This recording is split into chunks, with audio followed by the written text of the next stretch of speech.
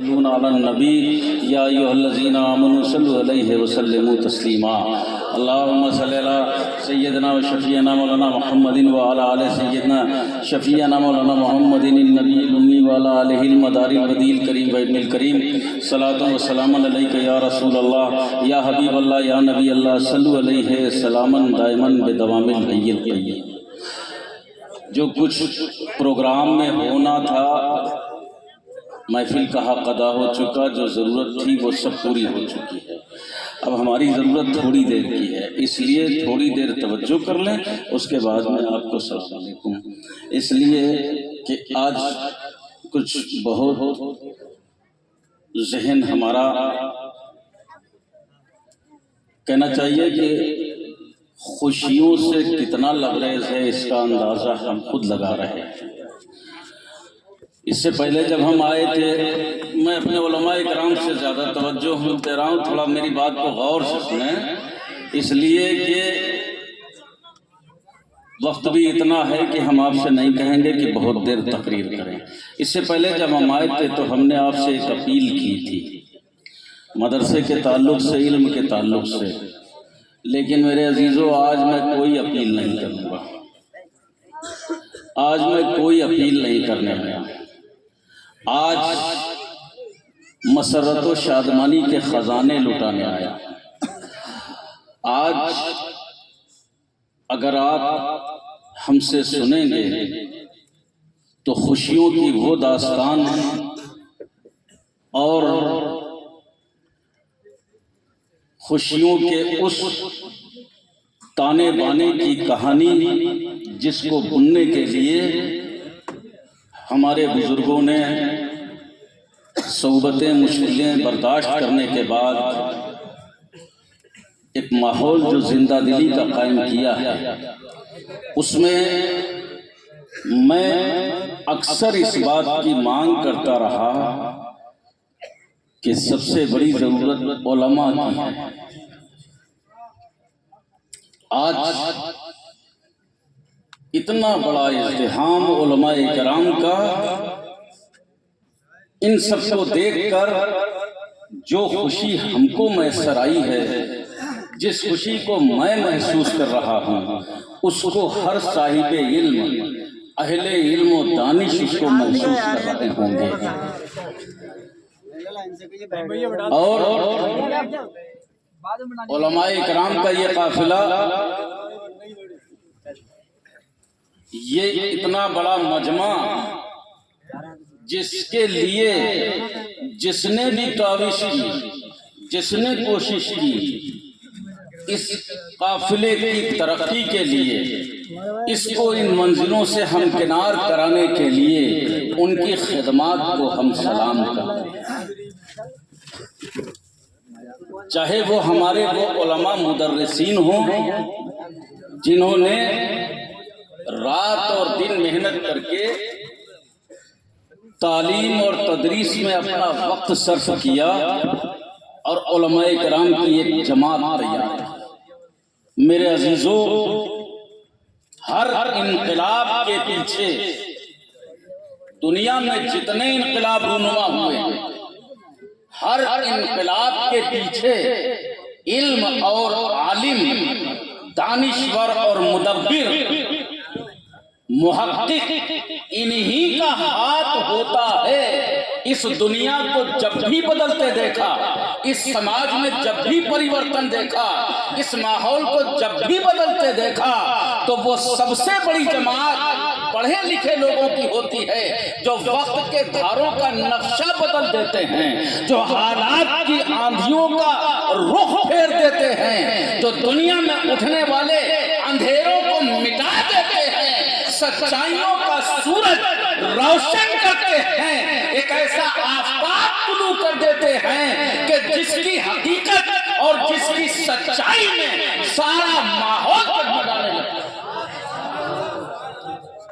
یہ علماء کرام جو آج اسٹیج پر بیٹھے ہیں، میں ان کے علم کی قدر کروں یا ان کی فضیلت بیان کروں، یا ان کو شاباشی دوں یا ان کے لیے دعائیں کروں، یہ کچھ بھی ہو سب کچھ ان کے لیے کم کم، ان میں سے ہر ایک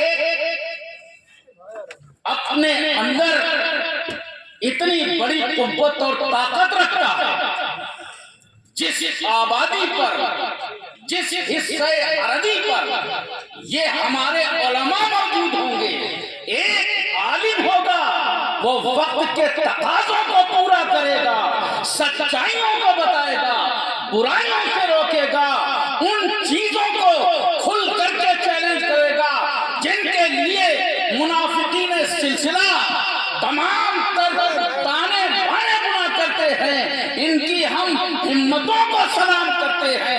یہ جہاں جہاں خدمتیں دے رہے ہیں، میری نظریں دیکھتی ہیں، مجھ کو میرا یقین بتاتا ہے، مجھ کو حالات کی معلومات رہتی ہے، یہ جہاں ہیں وہاں سینہ سپر ہو کر کے منافقین سلسلہ کے آگے شمشیر بڑھنا ہو کر کے ان عبارتوں کو چیلنج کرتے ہیں جن کے ذریعے پوری امت کو گمراہ کیا جا رہا ہے۔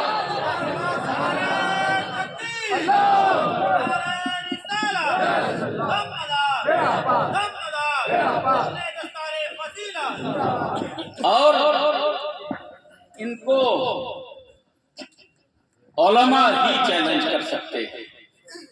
میرے عزیزو، ایک عالم جو مجاہد بھی ہے، جس نے سچائیوں کو غور سے دیکھا، سچائی بیان کرتا ہے تو جھوٹوں کے چہرے اتر جاتے ہیں۔ 200 جھوٹوں کے لیے ایک سچا کافی ہوتا ہے۔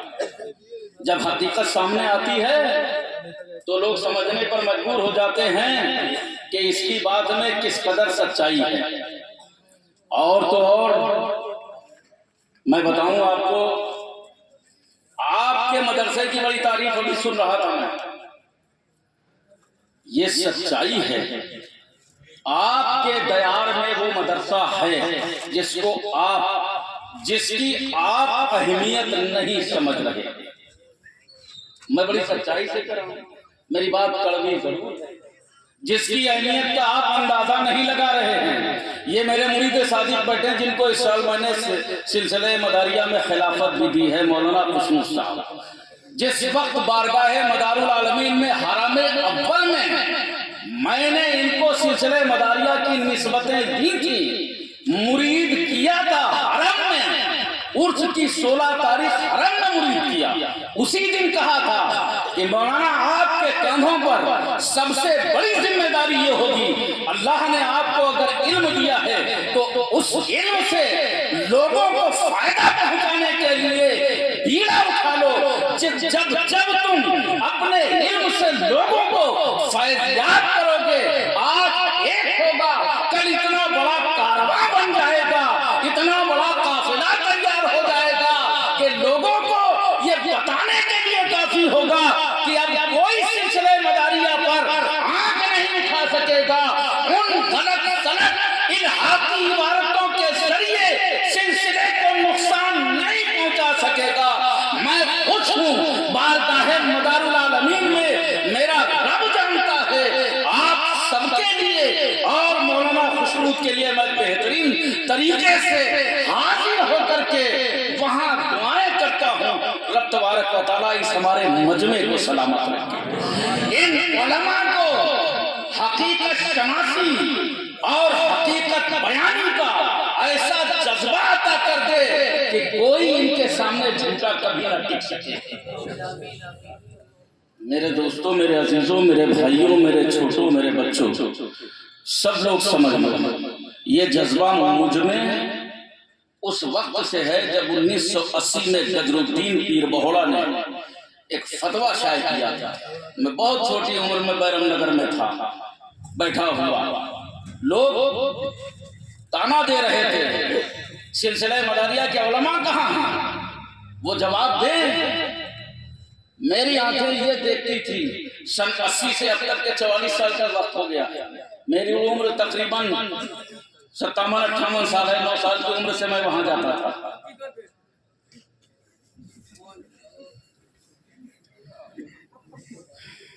میں جاتا ہوں، میں کہہ رہا ہوں تو آنکھیں یہ تلاش کر رہی تھی لوگ کہیں علماء کہاں سلسلہ مداریات کے، لیکن یہ نہیں جانتے تھے کہ کوئی بھی کتنا بڑا وجود رکھنے والا کیوں نہ ہو، اگر اس کا وجود جھوٹ کی بنیادوں پر قائم ہے، اگر اس کی جڑوں میں صدقے زکات خیرات کا پانی ڈالا گیا ہے، اگر وہ درخت پیدا ہوا ہے مکر اور فریب کے شاخیں اور تنوں پر قائم ہے، تو ایک پل میں اس کا وجود مٹ جائے گا۔ یہی ہوا سادات مکن پور شریف کے لوگوں نے جب آگے بڑھ کر کے جذبات کے ساتھ ڈاکٹر سید مرحوم عالم کو، جنہیں فاتح اجمیر کہا جاتا ہے، جن کے لیے پلکیں بچھائی جاتی ہیں، کوئی ان کا موازنہ نہیں کر سکتا، کوئی ان کا مقابلہ نہیں ہے۔ بستی کے تمام بزرگوں نے ان کو آگے بڑھایا، انہوں نے اپنی ساری کائنات لٹانے کے بعد اس مرکز کی بنیادیں ہلا کر کے رکھی۔ نعرہ تکبیر، نعرہ رسالت، دم مدار، دم مدار، فیضان حضور فاتح اجمیر، فیضان حضور فاتح اجمیر، حضرت مقدمیہ صاحب قبلہ، مدرسہ مدارالعلوم، نعرہ تکبیر۔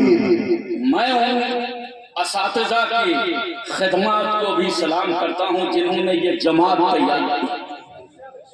مدارالعلوم میں گووندا پور میں پڑھانے والے ان علماء کی خدمات کو بھی سلام کرتا ہوں، ان کو دعاؤں سے نوازتا ہوں جنہوں نے یہ جماعت ایک نئی اور تیار کر دی ہے۔ ان کو حوصلہ دینا ہے کہ یہ جہاں رہیں وہاں علماء مداریہ کی ایک جماعت تیار کرتے ہیں۔ یہ سلسلہ بڑھتا رہے گا، یہ کارواں بڑھتا رہے گا، اب اس کے پاؤں رکنے والے نہیں ہیں۔ مکن پور شریف میں ساری کائنات جانتی ہے کہ خواجہ سید ابو محمد ارغون نے مدرسہ قائم کیا تھا۔ اس خانقاہ میں قائم ہونے والا مدرسہ بتائیں 596 سال کی مدار پاک اپنی عمر پوری کرنے کے بعد 607 برس ہو چکے ہیں سرکار کو دنیا سے تشریف لے گئے۔ اس کے بعد خواجہ سید ابو محمد ارغون نے علم و عرفانیت کا سب سے بڑا مدرسہ مکن پور کی سرزمین پر قائم کیا تھا۔ ان 700 برس میں کوئی مدرسہ نہیں تھا جو قطب المدار کے آپ کے خانقاہ میں چلنے والے مدرسے سے آنکھیں ملا سکتے۔ ابھی جب میں نیّر میاں صاحب کا بیان سن رہا تھا، میں اتنی غور سے سن رہا تھا کہ ایک جملہ ان کا میرے کانوں پر کو عجیب سی کیفیت دے گیا۔ وہ لفظ تھا 1858۔ آپ نے کہا تھا، آپ لوگوں نے نہ سنا ہو کوئی بات نہیں، اسی لیے سن کر کے سمجھ کر کے سمجھنے والے سننے والے بنو، اور یہ چیز جب آئے گی جب آپ علم والے بنو۔ آپ کے علاقے میں لوگ شاعری خوب سنتے ہیں، شاعر صاحب آگے سنا رہے ہیں، آپ خوب سن رہے ہیں، ان کو خوب سنیے، نعت سنیے، منقبت سنیے، اس سے بڑی بات کیا ہے؟ اللہ کے رسول کی مدحت سنتے ہیں، اللہ کے نبی کے لیے کتنا بڑا کام کرتے ہیں، شاعر لوگ سنا رہے ہیں، لیکن خوشی جب آپ شعر فہم بن جائیں، شعر کو سمجھ کر کے سنیں تو کتنا مزہ آئے گا۔ 1858، میں ادھر جانا نہیں چاہتا، بات لمبی چوڑی ہو جائے گی، لیکن چونکہ جملہ ادھر سے آیا تھا اس لیے ذکر کرتا۔ بالکل صحیح کہا آپ نے، 1858۔ اس سے پہلے ہندوستان میں کوئی جگہ ایسی نہیں تھی۔ 1857 کا سارا خونی سیلاب جب ہندوستان کے اور جگہوں سے گزرا، مکن پور شریف کے لوگوں کے بھی سروں سے گزرا تھا۔ یہ ایک ایسا المیہ تھا، یہ ایسا وقت تھا، ہماری وراثت کو لوٹا گیا، علماء کو قتل کیا گیا، بستی کو تاراج کیا گیا۔ ہمارے خود خاندان کا ایک کتب خانہ تھا جس میں حضرت حضرت سید خان عالم میاں میرے دادا کے دادا ان کی حویلی میں جس میں 1,00,000 کتابیں تھیں اس پر انگریزوں نے آگ لگا دی تھی. پڑھنے والوں نے اگر پڑھا ہو تو انہیں معلوم ہے. میں جو رسالہ رہبر نور نکالتا ہوں اس میں آزادی نمبر میں ہم نے ہندوستان کی اس حقیقی تاریخ کو لکھا تھا. آپ نہ پڑھیں الگ سی بات ہے، موجود سب کچھ ہے. وہ وقت ایسا آیا 1857 کے بعد کہ ہمارے یہاں سے جو حالات بدلے اسی وقت تمام حشرات الارض کیڑے مکوڑوں کی طرح نکل آئے. ہم ملک کی آزادی کے لیے لڑ رہے تھے، ہم وطن پرست تھے، وطن کی محبت میں دیوانے تھے، مگر کچھ لوگوں نے اپنے مرکز قائم کیے اور قائم کرنے کے بعد انگریزوں کی دلالی کا بیڑا اٹھایا اور پس پردہ اپنا نام چمکانے میں وہ آگے آ گئے. بس یہی ایک ایسا وقت گزرا.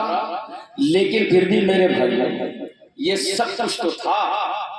اللہ نے تم کو علم دیا تھا تو زبان کھولتے تو سچائی بیان کرتے، قلم میں طاقت تھی تحریر لکھتے تو دیانت داری سے لکھتے. اس لیے اسلام میں سچائی چھپائی نہیں جاتی ہے بلکہ تعلیم ہے رسول کی. اسلام کا مزاج ہے کہ سچ کو تلاش کر کے امت کو بتاؤ کہ سچائی کیا ہے، حقیقت کیا ہے. ایک بات بتا کر کے گزر جانا چاہتا ہوں، کم وقت لوں گا. ایک موقع ایسا آیا ام المومنین حضرت عائشہ صدیقہ اور مولائے کائنات علی مرتضیٰ کے بیچ میں چغل خوروں نے جنگ کرا دی. تاریخ نے اسے جنگ جمل کا نام دیا ہے، سنا ہے. یہ چغل خوروں کی دین تھی، ادھر جاتے تھے کچھ کہہ دیتے، ادھر جاتے تھے. اسی لیے رسول پاک نے فرمایا لا یدخل جنت قطات، کوئی بھی چغل خور جنت میں نہیں جائے گا، چغل خوری سے بچو. ہمیں تو عجیب لگتا، لوگ فون کرتے ہیں وہ میرے بارے میں کیا کہہ رہا ہے، ارے کچھ کہہ رہا ہوگا تمہارا، کیا کہہ لے گا، کیا کہہ رہا ہے، کہاں بیٹھے ہو، تمہارے پاس کون بیٹھا، اچھا ہمارے بارے میں کچھ کہہ رہا ہے، ہاں آپ ہی، اچھا میری برائی کر رہا، ہاں برائی کر رہا. اچھا تو ذرا ایسا کرو کہ اس کو ٹیپ کر کے مجھے بھیجو. پڑھتے بھی ہو، پڑھاتے بھی ہو، سنتے بھی ہو، سناتے بھی ہو، نظر بھی رکھتے ہو، تحقیق بھی رکھتے ہو، اس چیز کو مانتے بھی ہو، سچائی بھی ہے، چغل خوری کر نہیں رہے ہو تو چغل خوری